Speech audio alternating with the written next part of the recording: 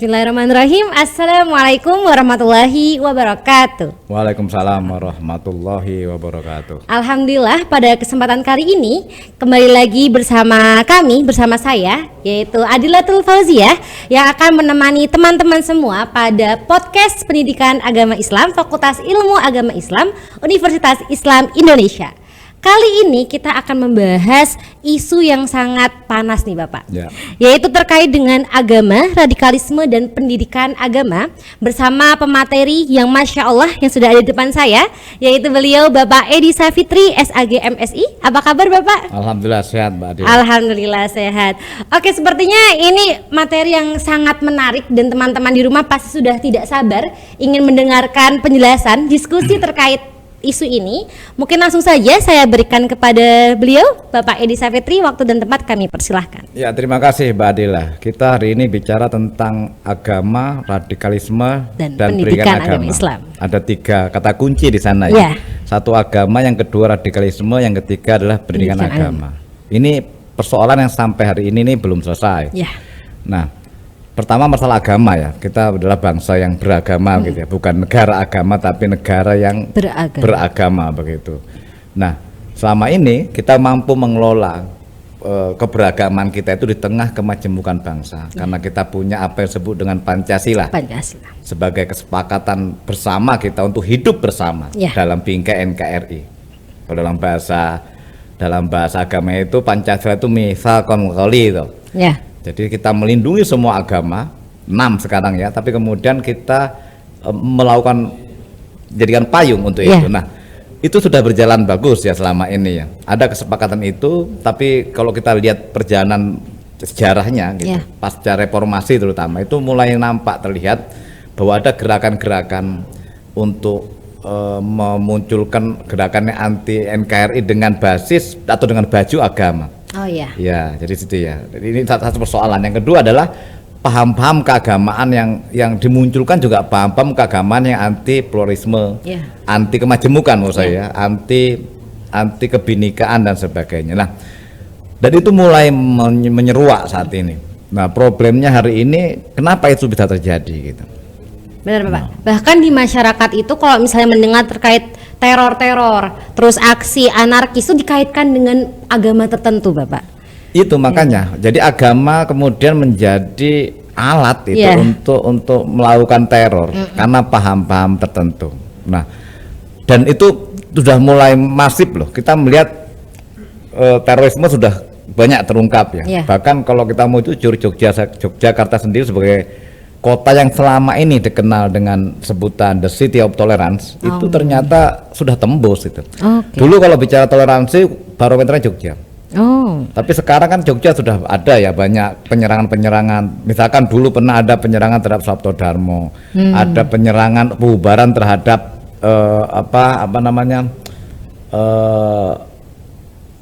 sesajen itu di syukuran di laut selatan sana dan sebagainya. Dan ini menurut saya adalah warning. Kenapa? Karena ini di Jogja yang selama ini dikenal dengan kota yang penuh dengan toleransi sebagai rujukan dari kota-kota atau provinsi-provinsi di Indonesia. Nah, apakah sudah ada upaya itu? Ternyata kan menurut saya belum ada upaya yang signifikan. Misalkan begini, untuk Jogja sendiri, saya bicara Jogja, artinya kalau Jogja saja, karena apalagi daerah lain.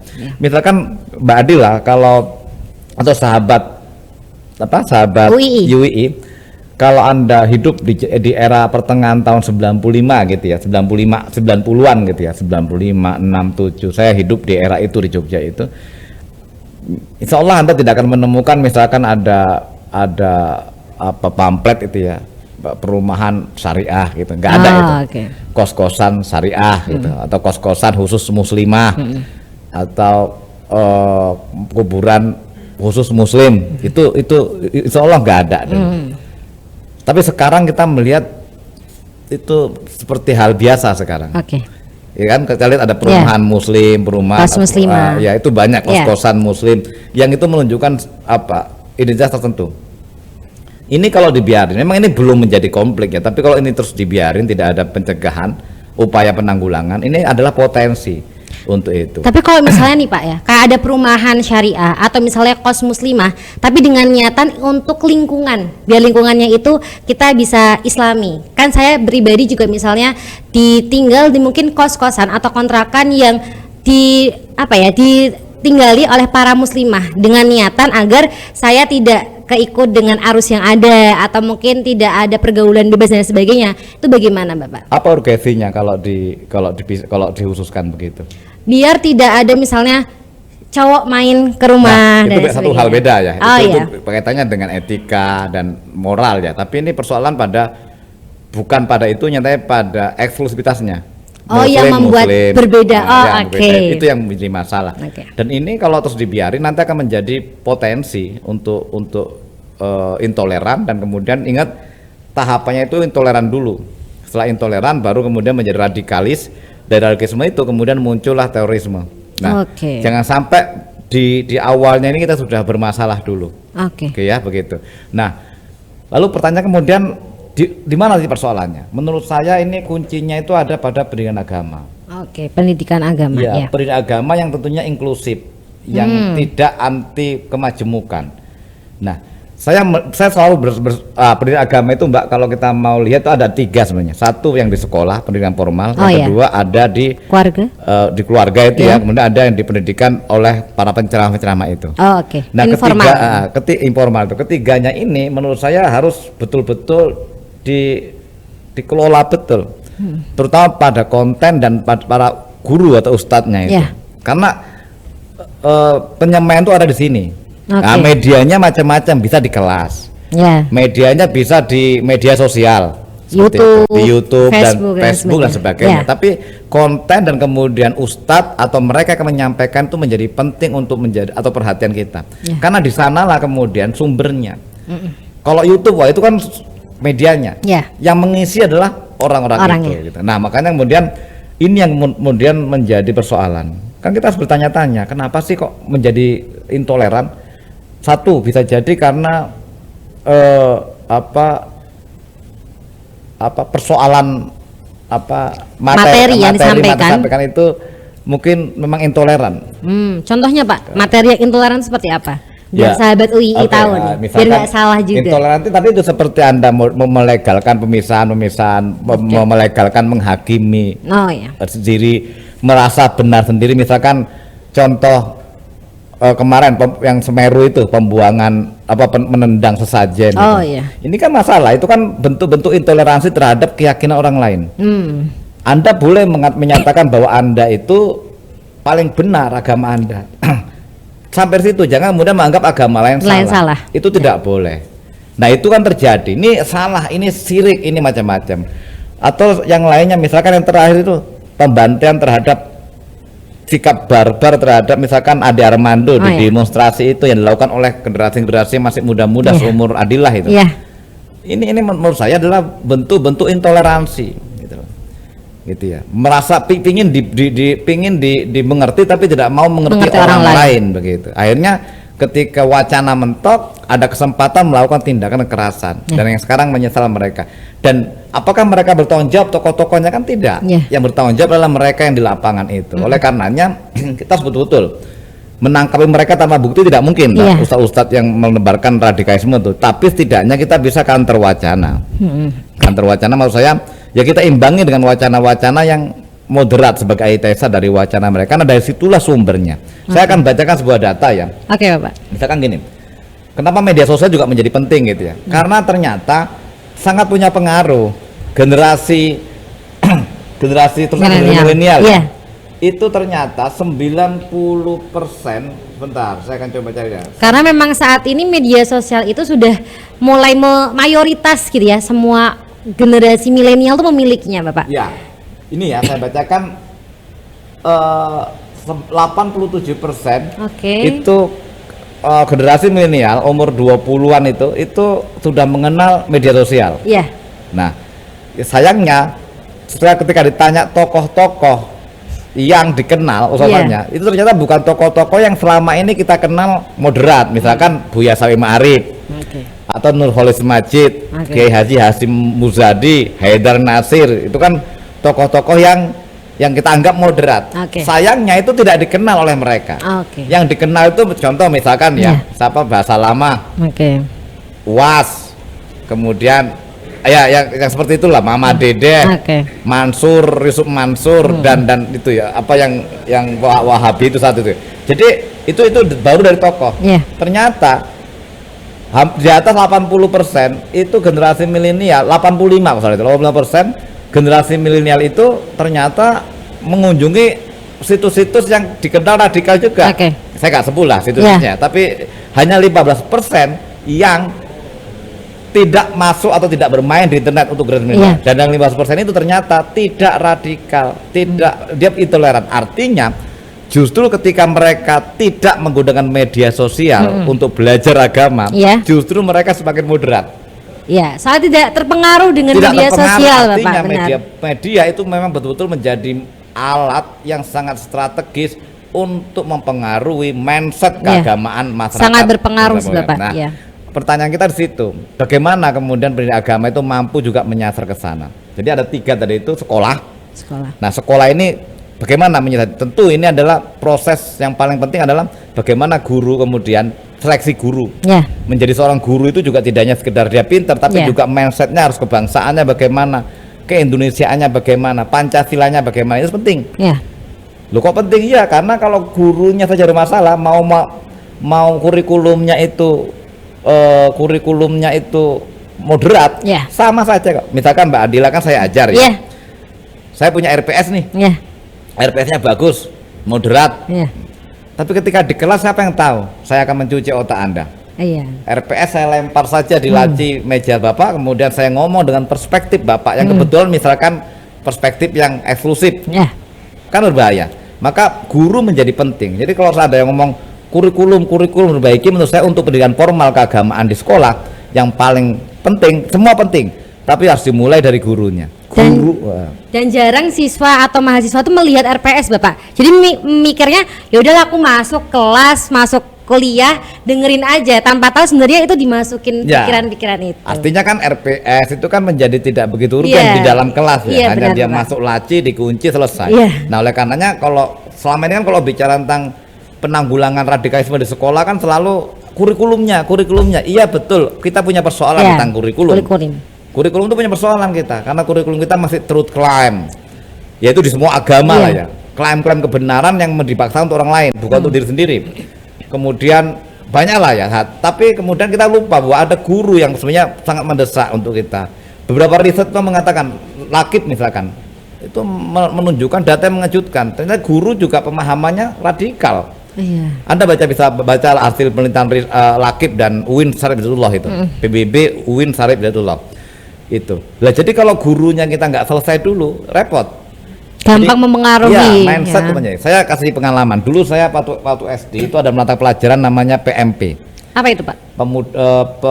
Pendidikan Moral Pancasila. Sekarang mungkin kewarganegaraan. PKN. PKN.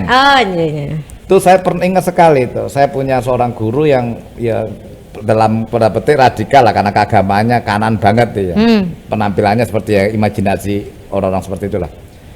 Ketika dia buka buku pelajaran itu ada gambar di buku PMP itu, gambar masjid di tengah, kemudian gambar gereja, gambar wihara, dan satu lagi apa itu, kelenteng itu ya. Oh iya, kelenteng itu.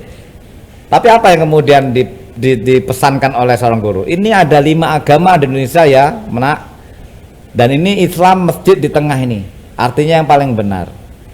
Mengklaim yang lain salah. Iya. Kenapa? Karena padahal pesan bukunya itu nggak begitu. Pesan bukunya bahwa kita itu majemuk, kita punya 5 agama, ini simbol tempat ibadahnya, kan itu pesannya. Tapi di tangan guru yang radikal, di tangan guru yang intoleran, di tangan guru yang kemudian eksklusif, kemudian itu pesannya bergeser. Maka saya katakan pendidikan ketika kita dari mana mulai, pertama tentu pendidikan agama. Tapi dari komponen-komponen dalam pendidikan agama itu di formal ya, dari mana kita mulai? Menurut saya gurunya. Karena guru yang memegang kendali kelas. Dan pengaruh guru cukup kuat melakukan penetrasi pemahaman di peserta didik, apalagi generasi yang baru umurnya labil itu ya. Itu oleh karenanya mulailah dari situ. Caranya yang sudah jadi guru ya dilatih, yang kemudian yang belum jadi guru seleksinya harus diperketat. Harus ada instrumen yang bisa mengukur tentang wawasan kebangsaan, keindonesiaan ini. Jadi dia tidak hanya soleh tapi soleh dalam konteks keindonesiaan.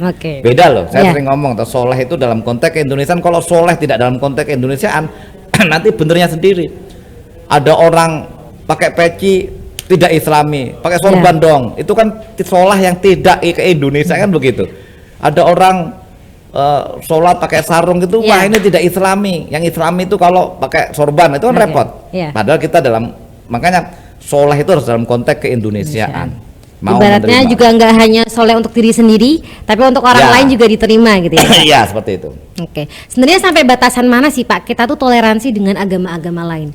Karena remaja-remaja seperti saya pun gitu ya, kadang masih bertanya-tanya, boleh nggak sih kita misalnya mau masuk ke tempat ibadah agama lain, atau kita mengucapkan hari besarnya agama lain, atau mungkin hal-hal yang kita nggak tahu nih batasan toleransi kita dengan agama lain itu sampai mana, atau bahkan kita sudah melampaui itu sehingga pada menyebutnya ini radikal nih, dia masuk ke agama itu gitu. Karena kita tahu kan agamamu untukmu, agamaku untukku gitu. Kalau di dalam Al-Qur'an itu bagus pertanyaan ini. Batasannya apa? Batasannya Pancasila itu. Jadi Pancasila itu kan bukan agama, tapi Pancasila meregulasi. Jadi kalau batasannya agama kan punya banyak pemikiran. Misalkan gini, ulama A mengatakan kita nggak boleh mengucapkan kalimat misalkan Selamat Natal gitu. Padahal ada ulama yang katakan itu fenomena sosial keagamaan, boleh saja wong kita hanya mengucapkan Selamat Natal. Sama dengan mereka mengucapkan Assalamualaikum pada kita. Itu Tapi batasannya adalah tentu Pancasila. Jadi Pancasila itu selalu saya analogkan dalam konteks kehidupan beragama itu seperti rumah besar. Pancasila itu yang seperti rumah besar yang punya kamar. Saya yang Kristen punya kamar satu. Adila mungkin kebetulan Islam punya kamar satu. Ada yang lainnya satu. Pancasila itu mengatur. Jadi Anda punya kebebasan untuk melakukan apa saja sepanjang itu di kamar Anda. Adila. Benar. Misalkan kamu sukanya kok warna pink, kamu cat aja kamar itu pink, nggak apa-apa. Saya yang penting di dalam kamar. Dalam kamar. Anda boleh berekspresi apapun di situ. Tapi ketika Anda keluar rumah, keluar kamar, maka yang perlu diikuti itu adalah kesepakatan bersama. Misalkan kamu nggak boleh dong ngecat kamar saya dengan pink, saya sukanya hitam. Kamu ngecatnya di properti saya lagi, itu nggak boleh. Jadi batasannya itu.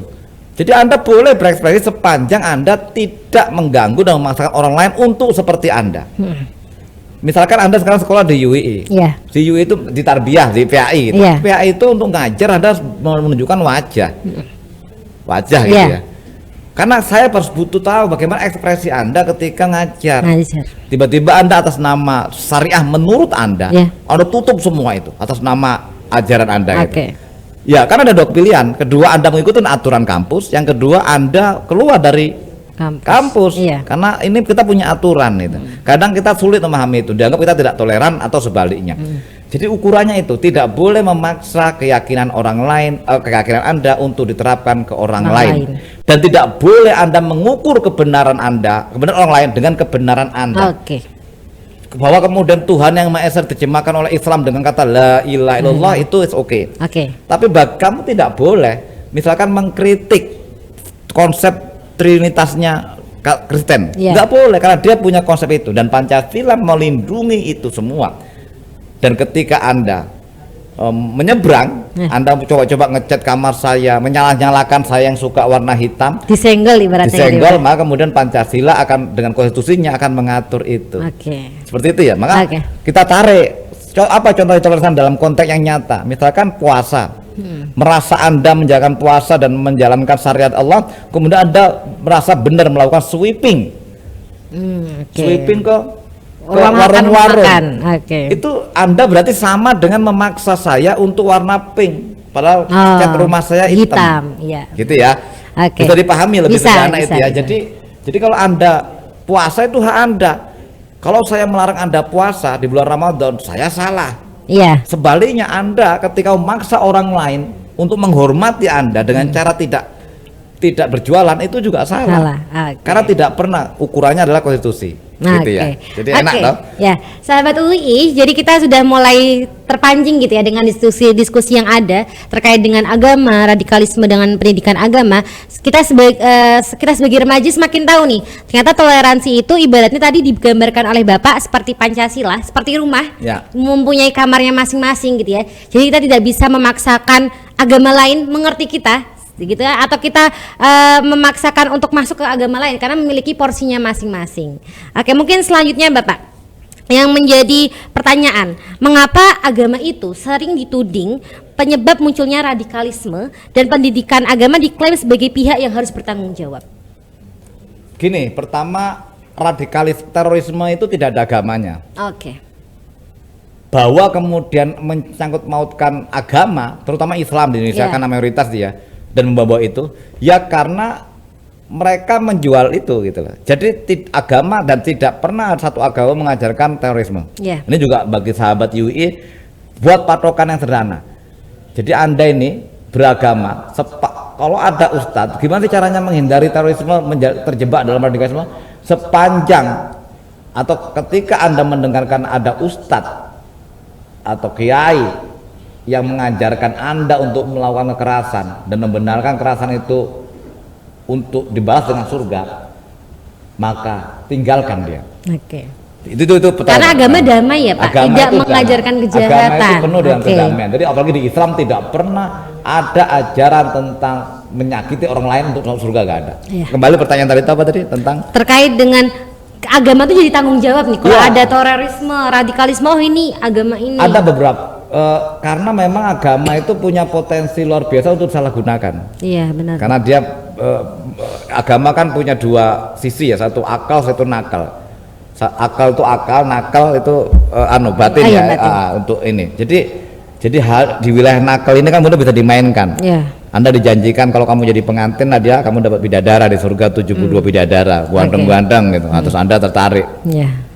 Itu kan memainkan isu-isu keagamaan ya. Padahal agamanya nggak ngajarkan itu. Benar. Nah, cuma kemudian itu dimainkan, karena mereka menyebut takbir tuh apa Allahu Akbar la ilallah, kemudian orang mengonotasikan oh ternyata ini Islam teroris. Padahal nggak ada. Benar. Nggak ada. Hanya oknum tertentu saja itu yang kemudian memahami Islam seperti itu. Oleh karenanya tafsir terhadap teks Quran itu menjadi penting sekali. Biar dia disalahgunakan ya Pak ya. Iya, oleh karenanya saya berharap sekali kepada misalkan pemerintah ya untuk dia terus mengembangkan tafsir-tafsir yang moderat gitu. Sama dengan misalkan kasus ini di luar topik ya, misalkan kenapa sih kasus sedekahnya Yusuf Mansur itu bisa mempengaruhi banyak orang gitu. Nah, itu. Kenapa gitu? Ya kan berarti menunjukkan potret bahwa beragama kita itu beragama dari permukaan, tidak paham, hanya ikut-ikutan, sehingga mudah sekali dicekoki dengan pemahaman semacam itu. Nggak dipahami sampai dalam. Karena konsep sedekahnya adalah konsep sedekah matematiknya manusia.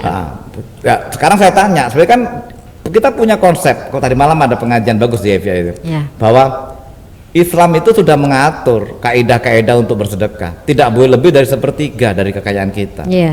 Sementara kalau itu patokannya kan menarik kalau itu disosialisasikan. Berarti kalau ada pemahaman seperti Yusuf Mansur misalkan yang menyuruh kita kita punya utang, terjebak utang, lah kok kita disuruh sedekah semuanya gitu. Logikanya nggak masuk akal. Nah, harusnya kan bisa jadi filter.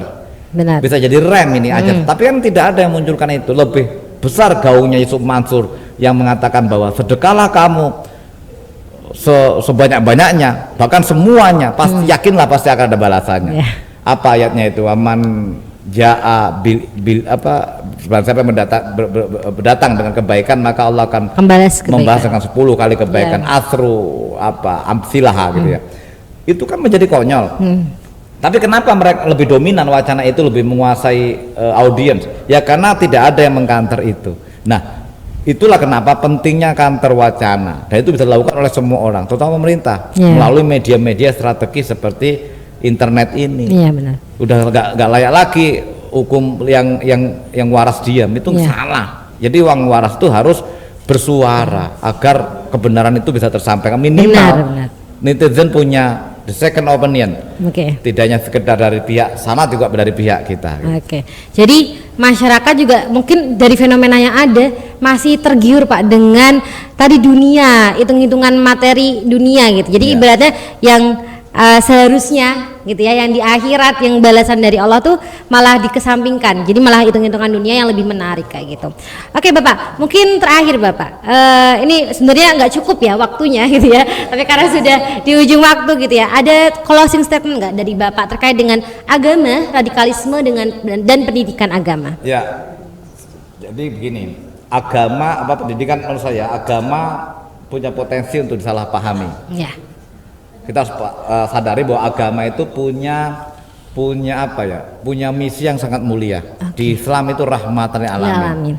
Gitu ya. Bahkan doktrin-doktrin seperti itu. Jadi membunuh satu orang itu sama dengan membunuh sedunia itu. Ini kebaikan. Tapi kemudian di sisi lain juga agama punya potensi untuk disalah tafsiri. Benar. Misalkan dalam Al-Quran itu potensi-potensi disalah tafsiri, misalkan tentang konsep jihad dalam Islam yang diartikan dengan cara seperti itu gitu. Oleh karenanya umat Islam, terutama generasi milenial ini harus banyak baca, banyak berguru, ya literasi. Jangan minim literasi lah. Benar. Jadi jangan hanya satu guru, satu ustadz, satu bacaan, tapi juga harus multi perspektif. Anda melihat itu yang pertama, menurut saya. Betul. Yang kedua, pendidikan agama harus lakukan rekonstruksi lah. Betul, pendidikan agama bukanlah satu-satunya sebagai penyebab adanya radikalisme dan terorisme. Tapi pendidikan agama punya potensi untuk menghitam putihkan peserta didik. Benar.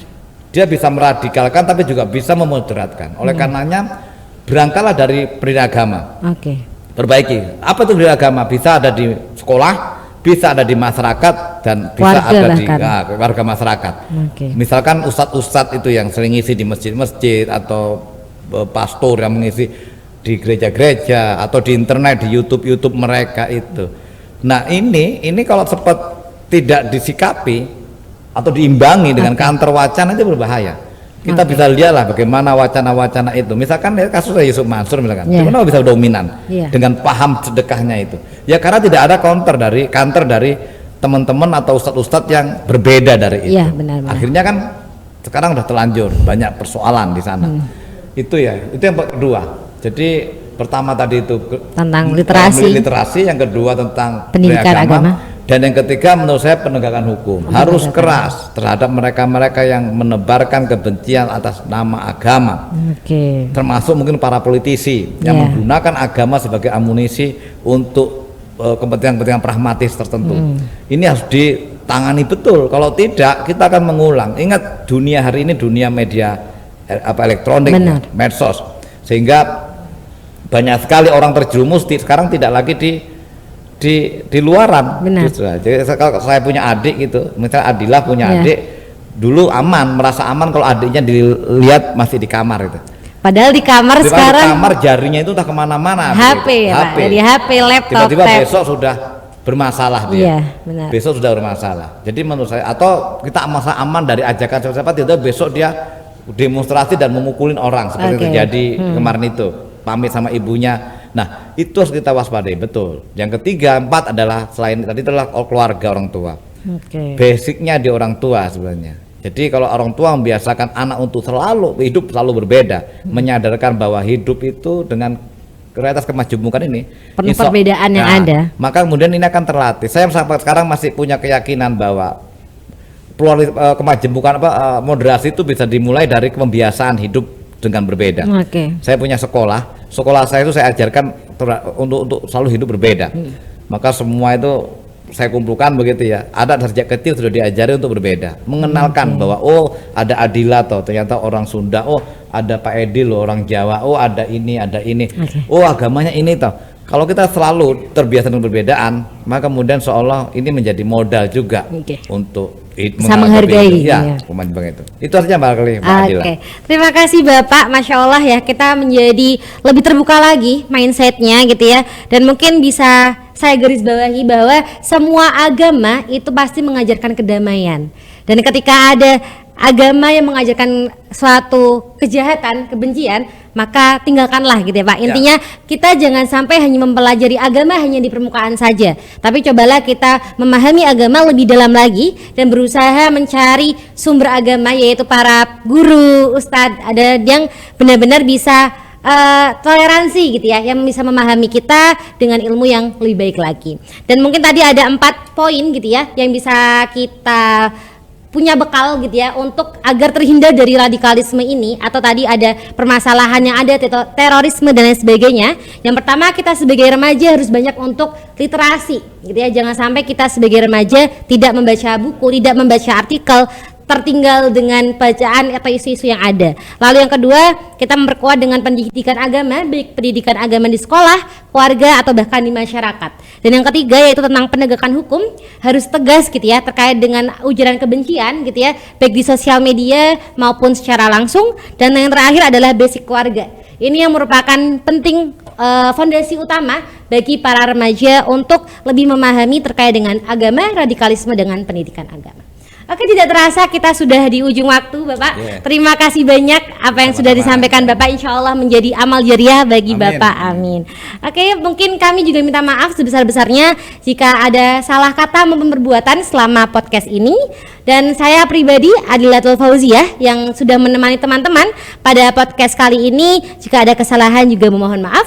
Kurang lebihnya kami sampaikan terima kasih juga kepada penonton yang sudah menyaksikan podcast kali ini. Sekian dari kami, kurang lebihnya mohon maaf. Wassalamualaikum warahmatullahi wabarakatuh. Sampai jumpa di podcast selanjutnya.